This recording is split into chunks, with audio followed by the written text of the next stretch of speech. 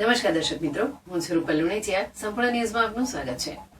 બનાસકાંઠા જિલ્લાના દિયોદરના સાણંદર ખાતે આવેલી બનાસ ડેરીમાં રાજ્યપાલ આચાર્ય દેવવ્રતજીની ગરિમામય ઉપસ્થિતિમાં પ્રાકૃતિક કૃષિ સંવાદ યોજાયો હતો.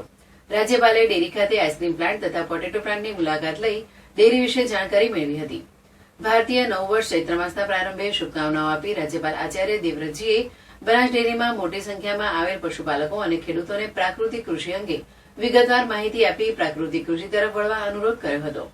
રાજ્યપાલ આચાર્ય દેવવ્રતજીએ જણાવ્યું હતું કે આજે બનાસકાંઠા જિલ્લાના અનેક ખેડૂતો એકતા સંગઠન અને સહકારિતાના ભાવ સાથે ખૂબ પ્રગતિ કરી રહ્યા છે અને ખૂબ આવક મેળવી રહ્યા છે.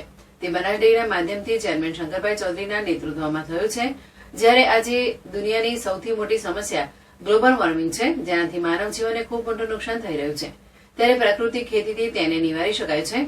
ન્યુયોર્કની એક આંતરરાષ્ટ્રીય ન્યૂઝ એજન્સીના ભારતના આંધ્રપ્રદેશના સંશોધનાત્મક અહેવાલ વિશે જણાવતા રાજ્યપાલે જણાવ્યું હતું કે ભારે વરસાદથી ખેતરોમાં ખૂબ મોટા પ્રમાણમાં પાણી ભરાઈ રહે છે, જેના કારણે જમીન અને પાકને ખૂબ મોટું નુકસાન થાય છે.